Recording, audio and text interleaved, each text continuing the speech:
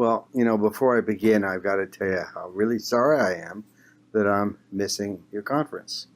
But actually, I'm in Portugal, which sounds like lots of fun, but actually, it's all work for me because it's the international meeting on autoimmune diseases, all autoimmune diseases. And I want to tell you that this time, for the first time ever, this Congress of Autoimmunity is devoting a whole session just to PBC. And so we're going to have researchers all over the world coming and talking about especially what is on the horizon for new therapies. I think the therapy for PBC has lagged behind other autoimmune diseases because it's considered an orphan disease and people don't spend the time it deserves. On the other hand, thanks to you and others, we've done an enormous amount of work in animal models, especially this one mouse model of PBC that's attracted attention now all over the world. Researchers in Japan, China, throughout Europe, Canada, and the US are all using it now. And they're using it to try and find new therapies. And of course, I look particularly scruffy because it's raining today and we're working in the lab. And I've been here, some of you know I don't sleep very much. I've been here since about 4 o'clock this morning. But in any case, this is my office. This is my fish tank behind me. I won't introduce the fish individually. It's a saltwater tank. And some of the fish are about 8 to 10 years old for those who know saltwater fish. But in any case, what I try to do is kind of to walk you through the lab to see some of the people, some of the major people, and some of the things we do. So amongst the projects we have, we're still trying to understand the inheritance and genetic susceptibility. Can we use it to predict? Even though the risk of getting it in the family is low, it's still higher than the general population. And we'd like to find out who's at risk, but especially I want to test to predict who's going to get BBC 5 or 10 years before they get sick. Earlier and earlier intervention is the key in autoimmune diseases. We also continue to work on new biomarkers. These are tests to determine really how fast or how slow the disease is moving. Can we predict in advance who's going to go on and need a transplant and who won't? We also have a big project going on bile duct epithelium. The bile duct is the victim in PBC, and it's those epithelial cells that are injured and ultimately will get destroyed, deranged, and obstruct. And we're trying to find out if they can be renewed. Can they be repaired? We also want to try and find out if we can inhibit the injuries.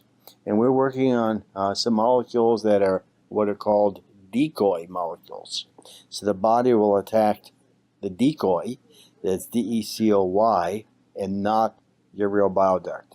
And that's a really exciting project, which is ongoing in the lab now. We have the mouse models, and the mouse models have improved each and every year, increasing iterations more and more like human disease. We have terrific collaboration from the NIH now, who's actually preparing special mice only for us. And these mice, just like patients, are more likely to be female, although a small percentage of men are also involved. We also develop within these animals, we have mice that tend to itch, mice who get fatigue, all of the manifestations that we see in PBC, including the diagnostic test, the AMA. And as you can understand, as you can imagine, we're trying to treat these mice. We're not just trying to treat the mice early in disease. We're trying to treat mice that have advanced disease to see if we can reverse their disease. Because I think we can reverse it. And I think, I've said before that we have got to find a cure for PBC. The other really exciting things on the horizon is I managed to put together a big consortium of international scientists, half of whom work in PBC and half of whom do not work in PBC. And believe it or not, I got the government of Switzerland and a Swiss university to support a meeting that's going to focus only on PBC. And it was a real coup to get the government of a country and then the university of the government to host that meeting. And that meeting is going to be in September of 2018, and I'm really excited about it. Because one of the things you always try and do is bring in people to the field that haven't worked in the field, but have worked in other areas, in molecular biology and pharmacology and biochemistry and so forth, to see what they're doing and see if we can interact and move that here. And of course, besides the lab, Dr. Chris Bolus continues to run all the clinical trials we have now, and he's coordinating a number of national studies that were initiated on the basis of some of our animal models. And I think that there some of you out there may even be participating in those. So again, it's with enormous regret that I missed the meeting this time around, but I will be there for the next meeting. If Linny were here, I'd give her a big hug and kiss. She's absolutely phenomenal beyond all words, with enthusiasm and all the dedication that she brings. And of course, Kathy and everyone else. I can't even begin to think of everybody's names that I've interacted with over the years. And I hope this meeting is successful. And as I've always said, I try and answer each and every email that people send to me. All the best. Yeah. Okay, so, obviously I have some slides also that I'd like you to see and get some understanding, perhaps a bit more. All of us are unique, and every one of us is a one of a kind. The difference between me and a chimpanzee is only about 1%. And so, looking out in the room, if I differ only 1% from a chimpanzee, you can imagine the small differences that exist between us. But it's those really small differences, what that signature is, that determines everything about our immune system. So, even though we all wear the same hat, we're different. And I'm trying to find out what that immune signature is. What makes you unique? Of course, that signature is a real issue for people who work in the lab. We'd like to know that signature. We'd like to know what's special about people who do not respond to ursodiol. In some studies, as many as 40% are non-responders. And so I think the treatment of PBC should be individualized. And individualization means not just for the patient, but also means, I think, we're going to need different treatments at different stages of disease. And that's something, as far as personalized medicine, that we're only now beginning to understand. We know that men have a slightly higher non-response rate, and all that has to be taken into account as well. We know there's a difference in age of onset. Now, perhaps in terms of response to ursodiol, is that because we're diagnosing people earlier and they would behave differently if they were diagnosed in their 50s and 60s? Is it something we should take advantage of? Certainly, knowledge is power. And the more we know about the differences in age of onset and between men and women, the more important it becomes for us to control PBC. And I think there are going to be a number of methods. For one thing, we're going to start to do more studies on the epithelial cells that I talked about earlier when I began my introduction, in which we're going to hopefully develop therapies in vitro, in test tubes, based on molecular biology. We're also going to use this famous mouse, this very expensive famous mouse, by the way. So look, I know this one's going to be complicated, but here's what I'm trying to illustrate. Each of you have bile duct epithelial cells, and something happens to them that shouldn't happen to them. And ultimately, in the presence of inflammation and the antibodies and sort of this microenvironment, this cell starts to involute. It makes these holes or balloons called blebs. And that leads to a process which has been called apoptosis, which means the cell is dying. And that's what happens to everybody, even if you don't have PBC. But we think it happens more rapidly in people that have PBC. And because there are these multiple different steps involved, we have different opportunities to inhibit or to block any one of those steps, which we hope will prolong the survival of the bile duct cells. And if we do that, then they, of course, will continue to function. Well, I think I ought to introduce you to Weiqi Zhang. Weiqi is one of our lead scientists. She came to us from Beijing as a postdoc about 11 and 12 years ago. She's now an assistant professor. Hello, everyone. I'm one of Dr. Gershwin's assistants. My name is Weiqi Zhang. I have been doing PBC research with Dr. Gershwin for 10 years. In the past, I studied immunoglobulin, especially the AMA antibodies. Currently, I'm working on projects that involve your immune cells interacting with your liver bile duct cells. The signals and the messages that take place in that environment are most critical in understanding how we can arrest the damage. Most of my work is accomplished through tissue culture procedures. Importantly, I want to thank our PBC volunteers for their participation in our research.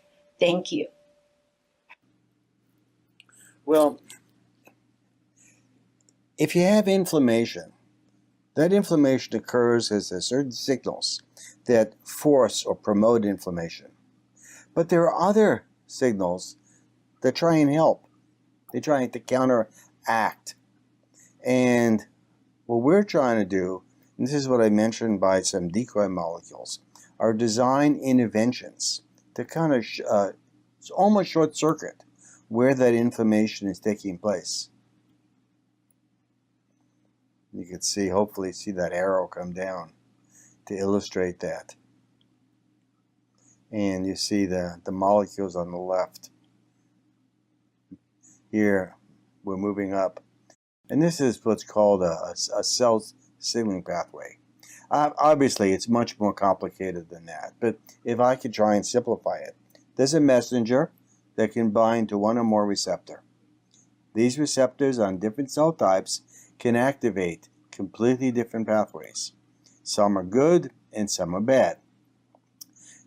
If in fact we can bind to these different targets, then we produce different products.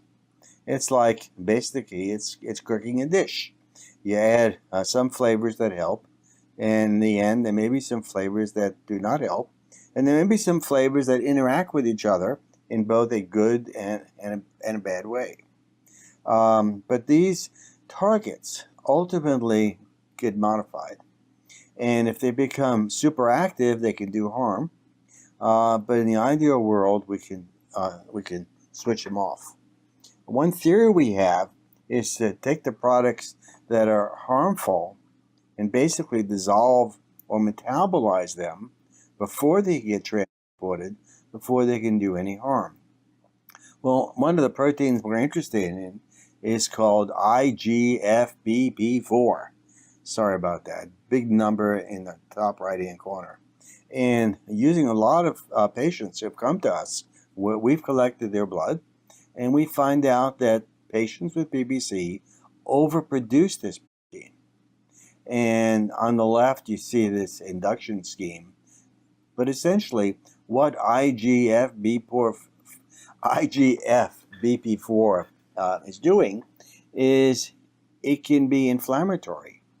And by the way, it interacts with estrogen, which of course is one reason why PBC is more common in women. And there's also a large number of estrogen receptors on these immune systems. And there's different names. I won't go through all of them. But all of them can be found to interact with the promoter of IGF-BP4. And it can spike. When you have this in your system, you can have even up eightfold. That's almost 800% increase. That's the protein that Weiqi Zhang is working on. And I'll show you on the left. That bar is the production which we measure in patients with PBC. Compare that to control patients with PSC or HC healthy controls. There's just an enormous difference. We're trying to find out what's special about the patients with PBC that produce the most, and now how does it participate in PBC? Does it precipitate in something called epigenetics within macrophages? Is it something that leads to a genetic predisposition, or is it secondary to your unique genetic signature? And of course, in the end, we know we get the blebs, apoptosis, and the bile duct cell will die. And so our goal is to interrupt that and find out what's so special about that protein. Incidentally, we can find that protein not only in the sera, not only on the bile ducts, but we can show it in the liver as well. I'm not here to point. I guess I can point. But you can see this intense enrichment in the livers of patients with PBC that are not found at all in the other tissues. And if we look inside of the macrophage, and the macrophage is one of your own immune cells, we can find that the macrophage is actually producing high levels. It's as if the macrophage, which is a monocyte or blood cell, is carrying the bad goods, or at least it's carrying some goods that are promoting inflammation. And so just think about it. If we can prevent the macrophage from arriving at that site, if we can uncouple the goods in that macrophage, if we can prevent the macrophage from unloading that protein, we have at least 3 different ways in which we might be able to alter the toxicity or the cell death of the bile duct cells. And by the way, we do this in cell culture. This is something called flow, in which we can show big differences with and without this protein. And you can see, I'm sure there's no one in the room, maybe a handful of you at the most, who would understand what these flow diagrams are. But the data is really impressive. Indeed, if we add this protein, IGF-BP4, we increase it in this particular experiment almost 500%. Think if we could somehow do that real time in a patient every single day without any further manipulation, we might be able to control the expression of IGF-BP4, and we might be able to reduce the death of bile duct cells, which would mean there's less inflammation, which would mean there's less cholestasis, and that would reduce any immune damage. I mean, it's just a phenomenal hope we have. All of you measure anti-mitochondrial antibodies when you see the doctor, or at least you have at least one point in your lives. As you know, I started my career and my work in PBC almost 40 years ago when I was the one who cloned and identified what this test is. And we now are the first lab to do the sequencing of what's called the binding cleft within patients. And we're trying to model that. This is a 3-dimensional molecular analysis.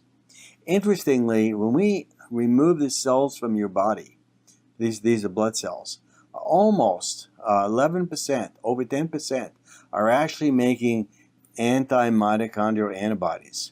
And that means that Even if you've had disease for 20 years, those cells aren't going away. They're still constantly being made.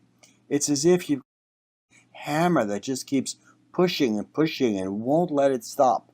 And so we want to look up individually at the AMA molecules and find out what they bind. We want to really focus down beyond microscopes. And so we have, and this is an enormous amount of work to do, which is why it's only been done on 3 patients. Each patient takes months and months. Well, we sequenced 1,000 different antibodies from these patients. I won't go through all the genes involved, but then we cloned about 100 of those into different lines to look for functional antibody activity. And we look to see whether they react with yourself or maybe chemicals in the environment. And we find that some of the antibodies in you react not only with your mitochondria, but they're reacting with different chemicals. And as you know, we've had the thesis for many years that PBC is caused either by exposure to a chemical or to a bacteria that looks like yourself. And we're still trying to work on that, obviously. And in particular, from those 100 clones we made, almost 1/3 end up reflecting what's called cross-reactivity. And that is particularly exciting. And here's why. When we look at those antibodies, about 20 are specific for your AMA, but there's 12 that are cross-reactive. Here's what this means for us. It means that these antibodies bound to something else in the earliest phases of PBC. Now, as you know, when you first present with PBC, typically you're picked up on a routine blood test, or perhaps your alkaline phosphatase is slightly elevated. But I think the disease started years before that. And these other antibodies that we're now detecting are a footprint of what happened to your immune system maybe 5 or 10 years ago. And we use that footprint to look at the genetic sequence and the specificity to try and find out whether there was a mutation produced by the chemical that led to the antibody. How did it start? Because at the end of the day, it's the small differences that change the specificity. It may only be the tiniest of error in the immune system that starts off your PBC. Well, perhaps there's an antigen. Maybe it's bacteria, maybe it's a chemical. It's exposed to your macrophage, what's called an antigen presenting cell. There's a T cell, there's a B cell involved. And for people that don't have the genetic unique signature, it all stops. But for those few, you start to make this antibody.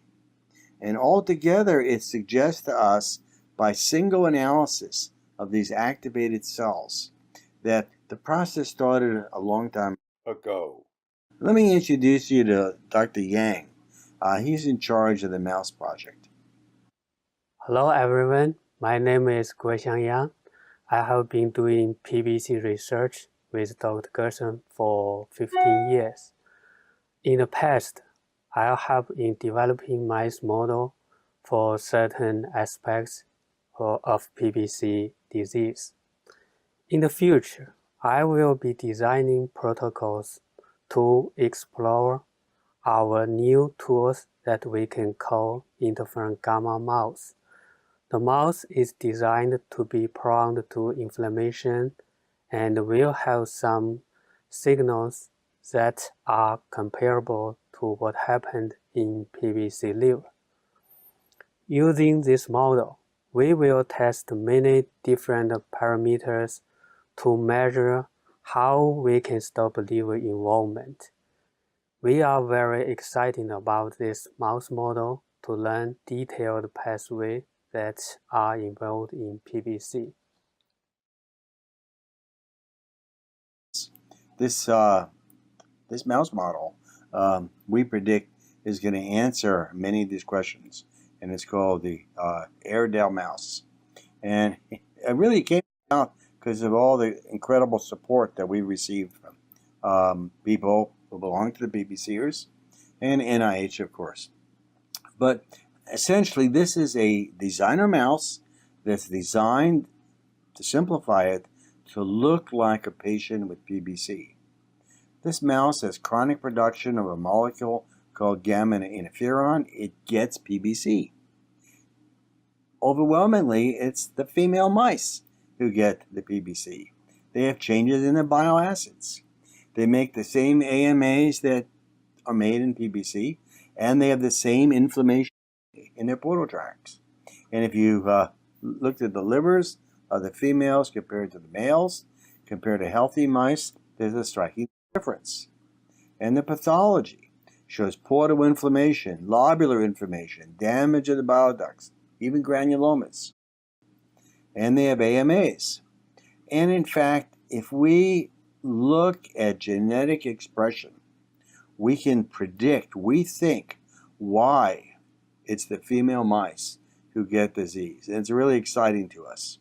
And essentially, what happens is that it's an amplification of the estrogen under the control of gamma interferon that leads to women being dominant. Or in this case, it's mice that are dominant. But interestingly, if we look at the gene signatures in people and mice, they look awfully similar. I realize there are no mice in your audience, and I get very enthusiastic about this because, for years, for decades, nobody really cared about PBC in terms of research. And now with these animal models, it gives Big Pharma a chance to test out their new molecules before they go and do really very long and expensive studies in people. And there are so many companies interested in it. Interested now. I'm just so proud that we've been able to launch that, because we can test the efficacy of different drugs. And we think this is going to help not only PBC, but it's going to help other autoimmune diseases as well. So for those of you that have family histories of other autoimmune diseases, we think this model has a lot of implications for others as well. It's possible that there's going to be a window of opportunity. And if you go beyond that window of opportunity, we may not be able to intervene. We know that this encourages inflammation. That's why I said earlier on, we want to focus on the biomarkers, early detection, and personalized medicine. The earlier we can detect, we think the better the outcome.